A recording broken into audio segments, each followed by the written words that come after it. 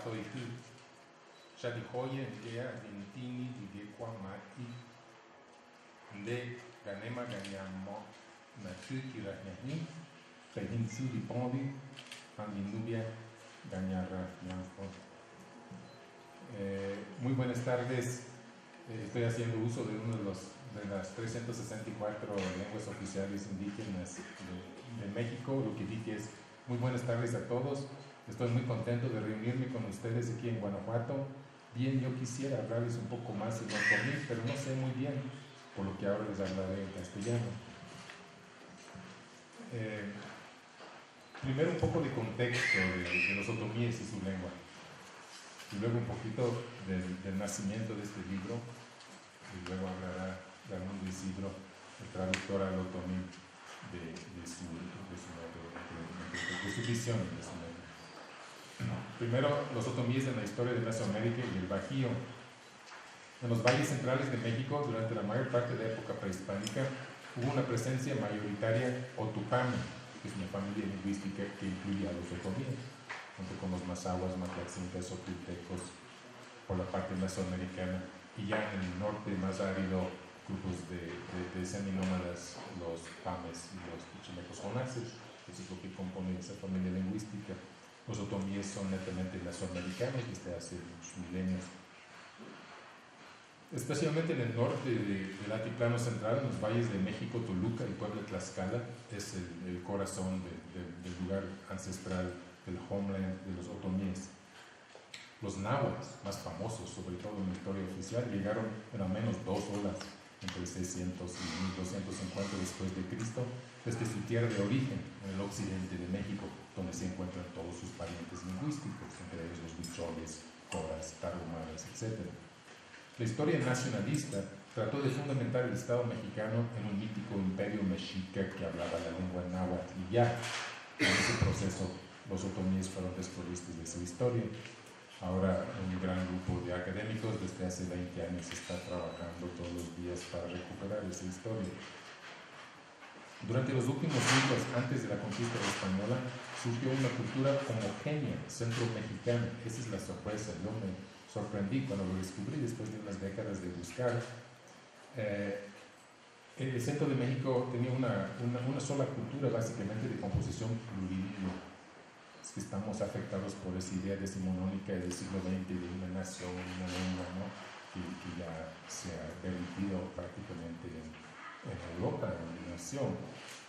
A la llegada de Hernán Cortés, había pocas distinciones culturales entre los hablantes del otomí y el náhuatl, los dos idiomas mayoritarios y otras muchas lenguas que se hablaban en la región. La historia oficial nos dice que los náhuatl dominaron a los otomíes en los siglos anteriores de conquista y que los otomíes poseían una cultura inferior. Esto es falso. Es una especie de leyenda negra historiográfica sobre los otomíes y ha hecho mucho daño a su sentido colectivo de orgullo étnico, porque los niños otomíes leen eso en los libros oficiales de historia. De ahí pues el proyecto amplio de muchas personas de recuperar la historia tardía de este pueblo. Las unidades sociales hegemónicas en el centro de México antes de la conquista no se organizaron por un criterio lingüístico, no eran naciones con una lengua, eran señoríos, y la mayor parte de los señoríos del centro de México eran plurilingües, compuestos por barrios que eran unidades sociales menores. Y los barrios tienen más homogeneidad lingüística, pero lo que señorío, la mayor parte tenía varios grupos lingüísticos. Por ejemplo, cuando la poderosa triple alianza de Tenochtitlan, Texcoco y Tlacopan en el Valle de México iba a la guerra contra la Confederación Tlaxcalteca, que nunca venció, en ambos ejércitos había tantos náhuatl como otomíes, así como hablantes de otras lenguas. Asimismo, Tlacopan, señorío miembro de la triple alianza, tenía mayoría otomí y minoría náhuatl. Entonces no se puede decir que los náhuatl dominaron a los otomíes. Un señorío dominaba a otro señorío y eran plurilingües. Eso cambia completamente el enfoque, ¿no? De los otomíes como pueblo dominados. Los señores otomíes y náhuatl se casaban entre sí con señores hablantes de otras lenguas, formando una red de parentesco señorial de amplio alcance, un poco como las casas reales en Europa. Participaban plenamente en la civilización mesoamericana en la época prehispánica. Ahora, Después de la conquista española, la frontera de la civilización mesoamericana, desde hacía como 3 siglos, se había recorrido hacia el sur, y donde estamos ahora, Guanajuato, Querétaro y todos los puntos más al norte, estaban en manos de grupos de seminómadas y nómadas, que llamamos chichimecas genéricamente, hablaban muchas lenguas también. Y los otomíes, primero como refugiados, huyendo de la dominación española, y luego como aliados militarizados de ejércitos de flecheros indígenas, aliados con los españoles, conquistaron el Bajío. Los descendientes de estos conquistadores otomíes viven entre nosotros aquí en el Bajío, en el estado de Guanajuato y el extremo suroeste de Querétaro. Sus descendientes siguen celebrando esta expansión a través de su memoria histórica, a través de la danza y la música. Quedan pocos hablantes del otomí en el Bajío, en su mayoría ancianos. La lengua tiene más vitalidad en regiones más al sur, como el Valle del Mezquital, que es el lugar de origen del colega Raimundo Isidro Álvarez, y también en la Sierra Madre Oriental. Aunque aún en estas regiones corre el peligro de desaparecer esta lengua, porque la mayor parte de los niños otomíes ya no hablan la lengua de sus ancestros. Ahora, llegando al libro, el principal antecedente fue en 2008, cuando Alberto Askenazi, fundador del Museum Don Quixote en El Paso, Texas, ¿no? Así con la pronunciación en inglés, solicitó mi apoyo para encontrar a alguien que tradujera 2 capítulos del Quijote al otomí, porque quería patrocinar una edición. Me puse en contacto primero con mi cuñada Leonarda Contreras, traductora otomí y autora de una obra de teatro en esta lengua, publicada por el Consejo Nacional para la Cultura y las Artes, pero no llegaron a un acuerdo en cuanto a cómo llevarlo a cabo. 2 años después, el señor Askenazi seguía por correo electrónico insistiendo en este sueño, pero para entonces yo ya había tenido el gusto de conocer al traductor otomí Raimundo Isidro Álvarez en un encuentro del Instituto Nacional de Lenguas Indígenas, y le puse en contacto con el señor Askenazi. Tampoco llegaron a un acuerdo, pero Raimundo se puso a traducir los primeros capítulos de Quijote por su propia cuenta. Durante los últimos 6 años, Raimundo Isidro ha publicado traducciones, como ya nos han dicho, al otomí de la visión de los vencidos de Miguel León Portilla, El Principito de Antoine de Saint-Exupéry, El llano en llamas de Juan Rulfo y Aura de Carlos Fuentes. Él considera que la traducción de las grandes obras literarias a su lengua materna es una buena manera de fortalecerla, revitalizarla y reivindicarla. Durante los últimos 2 años, mientras él hacía toda esa labor titánica de traducción, yo he estado coordinando un proyecto de investigación estética con el apoyo de la Universidad de Guanajuato sobre la obra reciente del artista otomí José Luis Romo Martín, un destacado productor plástico quien fue el discípulo del pintor húngaro Günter Gerson, nacido en México en los 80s y 90s. Reclutamos a Raimundo Isidro para auxiliarnos con las traducciones al otomí en ese proyecto. Así es que, teniendo a estos 2 creadores otomíes juntos en Guanajuato, capital cervantina de América, se alinearon los astros, como en la película de Kubrick, ¿verdad? 2001, y fue concebida y realizada esta edición trilingüe en otomí, castellano e inglés del libro Don Quijote para los niños, con ilustraciones realizadas sobre pencas de maguey del agave, disecadas y pintadas, que es la última técnica que ha desarrollado este artista, actualmente en exhibición aquí en la planta alta del museo. El uso del maguey, agave mexicano, es significativo, porque esta planta sagrada daba a los antiguos habitantes otomíes del semidesierto, en particular, prácticamente todo lo que requerían para sobrevivir: vivienda, alimento, bebida, medicina, combustible y mucho más. Agradezco el apoyo moral y material para la realización de esta hermosa edición del director del Museo Iconográfico del Quijote, Onofre Sánchez Manchero, de su equipo de colaboradores. Son muchos, no voy a mencionar a todos, pero todos fueron muy importantes. A la directora del Instituto Queretano para la Cultura y las Artes, Laura Corbera Galván, por su apoyo para la impresión del libro, y al rector de la Universidad de Guanajuato, José Manuel Cabrera Sixto, por su apoyo para la producción e impresión del Quijotito, como lo llaman de manera cariñosa mi estimado colega Raimundo Isidro Álvarez. Dunti di Jomodí, Gazizen Guadaljú, Manarrapá. Muchas gracias, nos saludaremos otro día.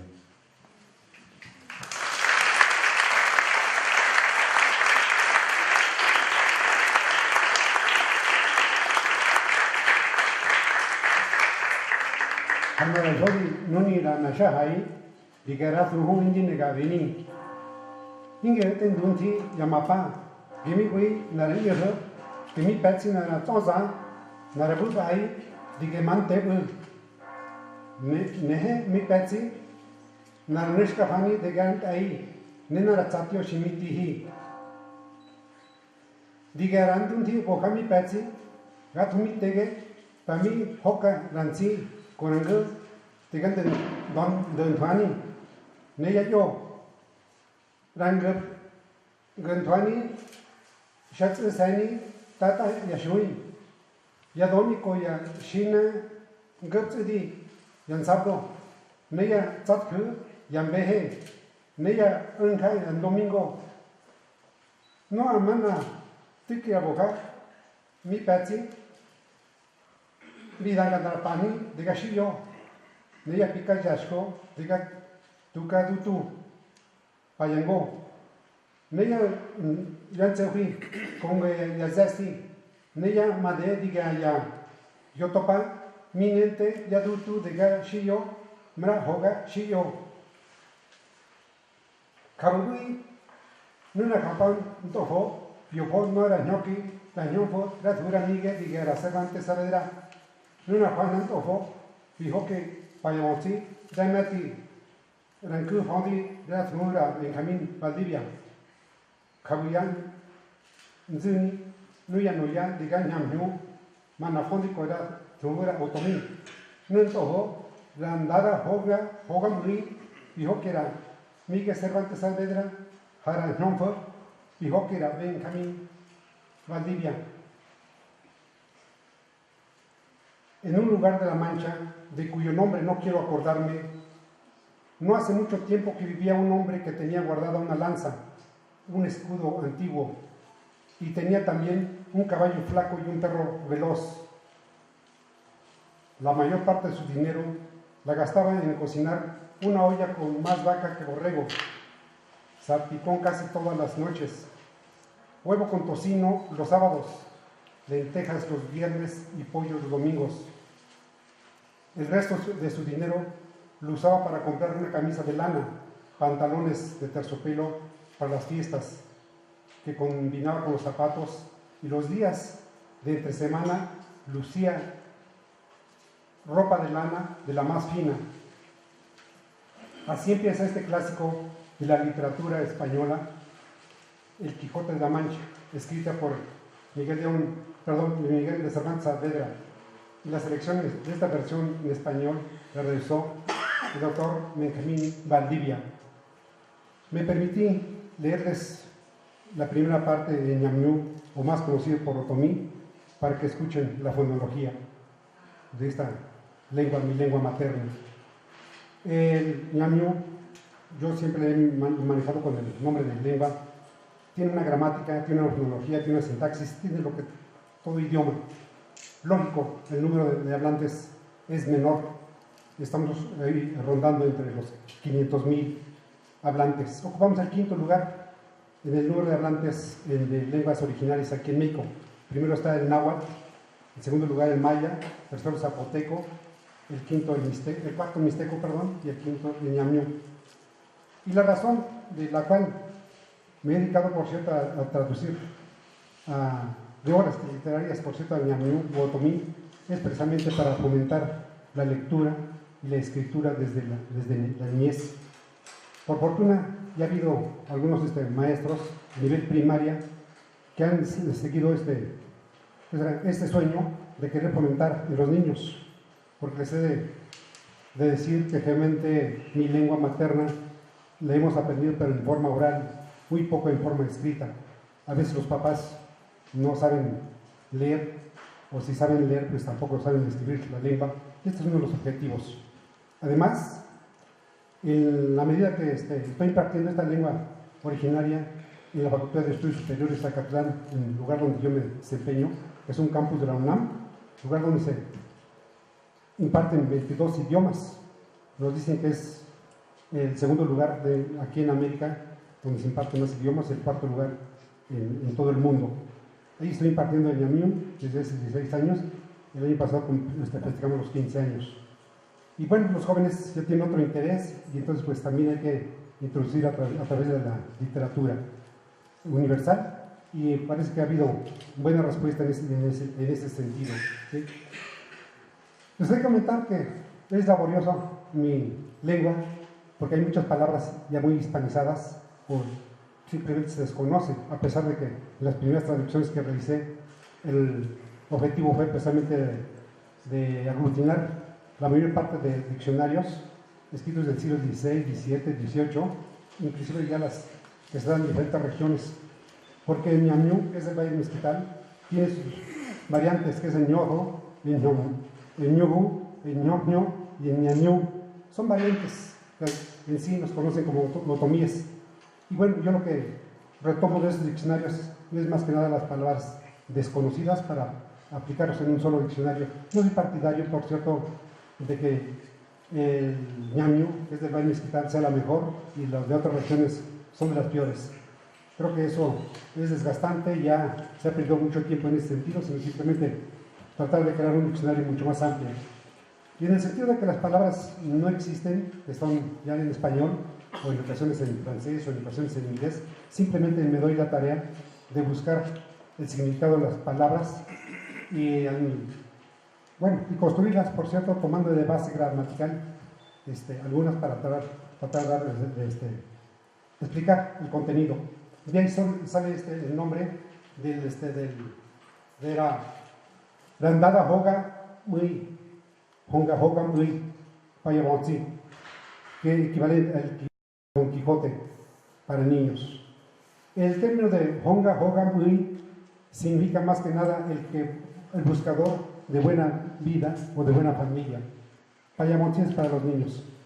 ¿Por qué? Porque buscando el diccionario, por cierto, de la Real Academia Española, el Quijote nos distingue, por cierto, que es un personaje idealista, un personaje de sueño, un personaje que busca mejoría a través de la fantasía, si ustedes quieren, de la fantasía que a la larga se vuelve realidad en algunos casos. Y es lo que significa. En uno de los trabajos que yo leí, por cierto, aquí del doctor Roy Gard, comentaba, por cierto, que una característica que tienen los pueblos mesoamericanos es más que nada de describir, por cierto, el nombre del personaje. De ahí salió, por cierto, el caso de Moctezuma, que era un hombre adusto. Entonces lo manejamos precisamente como patrón de mano dura o de gestos duros, ¿sí? Pero al principio quedé como que tendrá sentido, ¿no? Pero ya después que escuché y leí su trabajo del doctor, al menos me consoló en ese sentido. Y así es mi lengua, precisamente se construyen las palabras.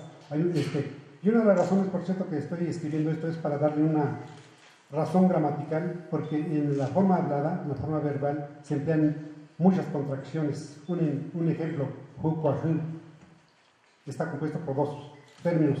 Hudi es sentarse y hu es ustedes.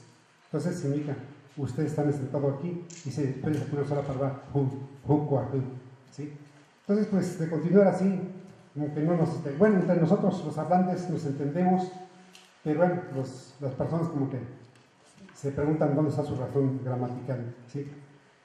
Bueno, y la razón de haber traducido, por cierto, el caso del Principito, es precisamente, y al igual que esto, es con la intención, por cierto, de sembrar en esas mentes tiernas, que son los niños, solamente con ese afán, por cierto, de conocer cosas novedosas, simplemente depositar esa semilla de la inquietud por la lengua, por el cariño, la lengua que hablan sus padres, sus abuelos sobre todo. Esa es una de las intenciones. Y también como un agradecimiento, por cierto, a los literatos, como es el caso, por cierto, de Juan Rulfo, que es uno de los conocidos, por cierto, tengo entendido que a nivel mundial, literatos mexicanos, don Carlos Fuentes, y bueno, por ahí tengo la deuda todavía de Octavio Paz, de esa contribución que han hecho estos personajes, y también para resaltar esa grandeza. Pero también me interesa traducir también obras de otros idiomas para mi lengua. ¿Con qué fin? Simplemente para que el niño, lector, para que los jóvenes tengan esa mentalidad hacia el exterior, Yo no soy partidario, por cierto, de que una cultura se enclaustre, se encierre en su propio mundo. Hemos vivido mucho tiempo y ¿qué ha pasado? Pues simplemente nos encerramos y en cierta forma contribuimos un poco más al atraso. Yo soy partidario, por cierto, de ver otros horizontes con esa idea de insertarnos en esta etapa que se conoce como la etapa de la tecnologización. Con esa intención son traducir obras de interés universal de otros países. Pero además tengo ese cometido, por cierto, de conservar la lengua de mis ancestros. ¿Con qué fin? Simplemente porque a través de mi lengua me he percatado, por cierto, de que se pierde el sentido de unas palabras al tratar de explicarlos en español. No es el mismo sentido. Por ahí me fundamento, por cierto, de una de las frases de don Antoine de Saint-Exupéry en su libro que lleva por título La Ciudadela, que decía, por cierto, explicar un color verde propio de la cebada verde, ¿sí? Simplemente no hay equivalencia en otros idiomas, salvo la lengua que escribe el escritor, pero así hasta la traducción simplemente se pierde. ¿Qué así pasa con el ñamñú? Tratar de dar a conocer, por cierto, el pensamiento, la cosmovisión de mi pueblo simplemente al traducir en español, considero que se pierde, salvo cuando el traductor es muy cuidadoso y realmente trata de ser más fiel, sobre todo el mensaje, no de palabra por palabra, porque en algunas veces, por ejemplo, algunas personas lo traducen así, en forma literal, y al leerlo pues, simplemente no se entiende. Y lo que hago yo es precisamente leer varias veces una obra, simplemente para encariñarme con las palabras y de preferencia también a llegarme de otros libros escritos por el autor, con qué fin, simplemente para darme cuenta sobre su pensamiento, sobre su forma de concebir, ahora sí, la realidad, y empezar a traducir. Ese es uno de los cuidados que pongo, por cierto, en las traducciones, y aún así, a veces consideran algunas personas que no están muy apegadas, pero tiene que haber también observaciones un poco dudosas, bienvenidas las que sean, pero opto por hacer eso. ¿Sí? Conservar la lengua, yo considero, por cierto, que es una forma de preservar mi cultura. La cultura es amplia, contiene tradiciones, costumbres, trabajo. Por ahí han visto algunas prendas de vestir que los presumo, y en cierta forma también los traigo para crear fuentes de trabajo a las mujeres del campo, porque con el dinero, por cierto, que se ganan al estar bordando, pues contribuyen, por cierto, para la economía de su familia. Y eso, bueno, además tiene el significado, por ejemplo, en el caso de las prendas que usamos, que les ponen flores, que les ponen aves. Para nosotros las flores tienen un significado muy, muy romántico. Generalmente las comparamos con las lindas mujeres, disculpen los esposos que se encuentran aquí, o los novios, pero así son, bonitas. En el caso del ave, pues, por razones ahí un poco religiosas, tuvimos un dios que se llamó Tontecutli y que consideran, por cierto, que se manifestó, por cierto, a través de un ave, y entonces pues se contiene, aunque eso, pues, las mujeres artesanales no saben esa historia, pero bueno, tiene un significado. Es eso de las razones por qué yo traduzco, por cierto, al ñamñú. Y bueno, nuevamente, con esta lengua, las personas, pues simplemente nos podemos dirigir a las otras personas con mucho respeto, porque si algo tiene mi cultura es eso, preservar el respeto hacia las personas. Tal vez les va a parecer a lo mejor hasta fuera de lo común, en ocasiones yo prefiero darle el paso a una mujer que a un varón, porque para las mujeres son algo muy significativo para nosotros. El respeto hacia las personas mayores, ¿sí? El respeto hacia las personas que tienen más, ahora sí, elementos de conocimientos. También respetamos a la naturaleza. Cosas que en estos tiempos pues simplemente se aprovecha de la naturaleza y ya no se respeta como debe ser. Y hoy tenemos repercusiones, dicen los que se dedican a cuidar precisamente la naturaleza. Y esa es de las razones, por cierto, por qué yo traduzco estas obras de niños. Y bueno, y para jóvenes, por ahí ya tengo contemplado una obra, porque ya van 2 lecturas para jóvenes, precisamente para depositar esa inquietud en los jóvenes.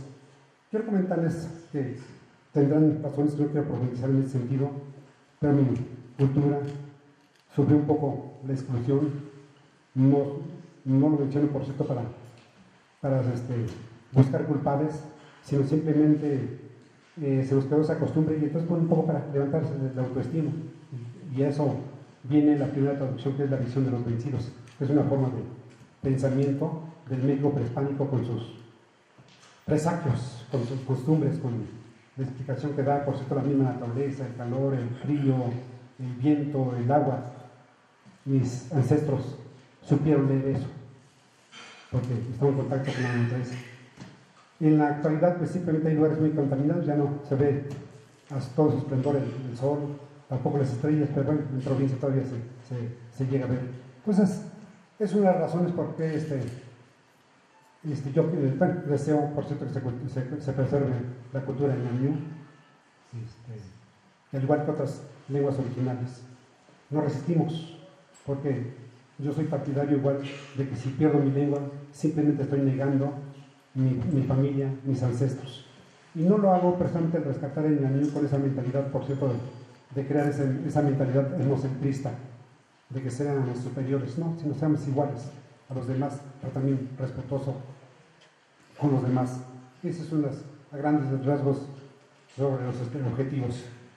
Y les podría decir muchísimas cosas, pero prefiero contestar una o dos preguntas, porque el tiempo, el día de hoy es sagrado para nosotros y nos dan un poquito de tiempo. Yo prefiero contestar alguna inquietud por ahí, si la tienen.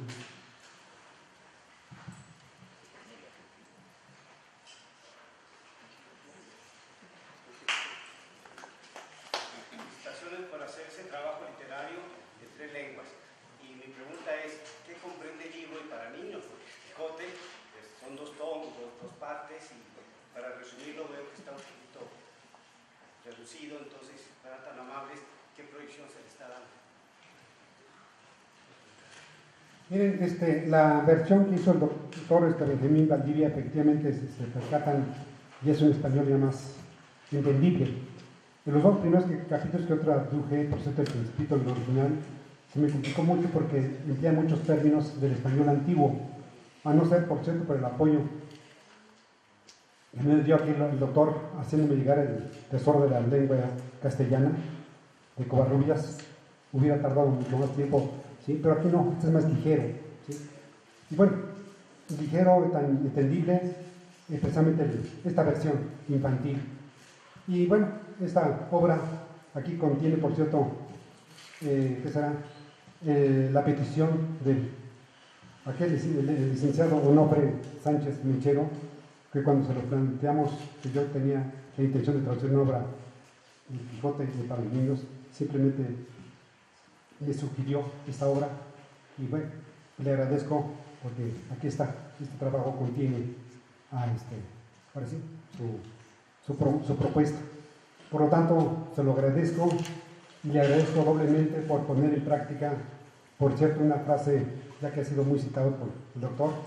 Esta frase es de Antonio Machado, que dice: en cuestiones de cultura y del saber, solo se pierde lo que se oculta, solo se conserva lo que se da. Le doy las gracias, Señor, por darnos la oportunidad de dar a conocer esta traducción. Preciso el primer capítulo donde presentan Quijote y Rocinante y Sancho Panza. El capítulo 8 de la primera parte, lo de los molinos de viento, que creo que si no se hubiera puesto, pues la gente lo pediría, ¿no?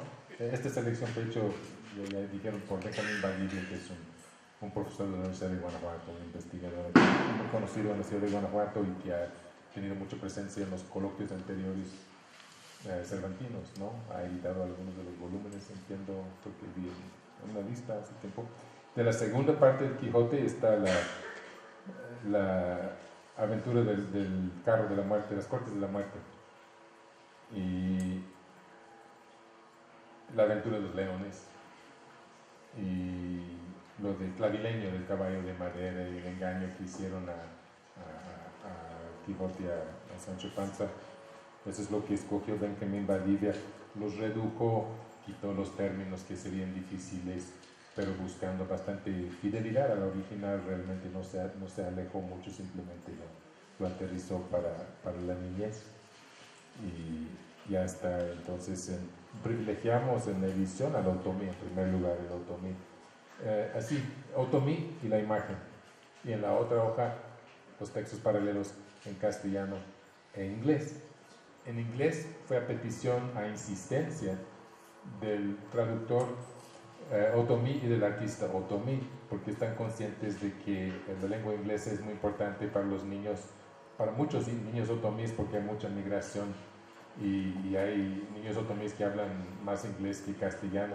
Entonces esto puede ser útil también para las personas que se encuentran en Estados Unidos y muchos que han regresado y que tienen problemas ahora en adaptarse a las escuelas porque están acostumbrados a otra realidad y otra lengua, ¿no? Entonces el aspecto trilingüe es por motivos de reconocimiento de la realidad social del pueblo otomí.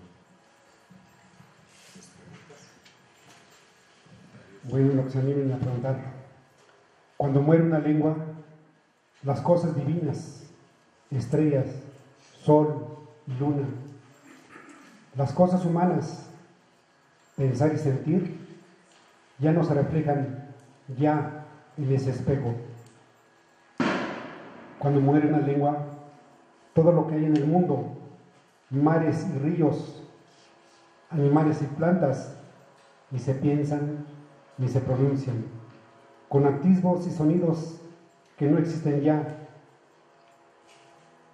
Entonces se cierra a todos los pueblos del mundo una ventana, una puerta, un asomarse de modo distinto a las cosas divinas y humanas. Cuando muera una lengua, sus palabras de amor, la entonación de dolor y querencia, tal vez viejos cantos, relatos, discursos, plegarias, nadie cual fueron alcanzarán a repetir. Cuando muere una lengua, ya muchos han muerto y muchos pueden morir. Espejo para siempre quebrados, sombra de voces para siempre acalladas. Entonces la humanidad se empobrece. Es de la autoría del doctor Miguel León Portilla. Dun tirajamo diga de mas sino ya ajo da mashayel y penji shanyo habu de habugi. Lo último es muchas gracias por escuchar mis palabras y espero que el Creador los ilumine por el camino de donde son originarios.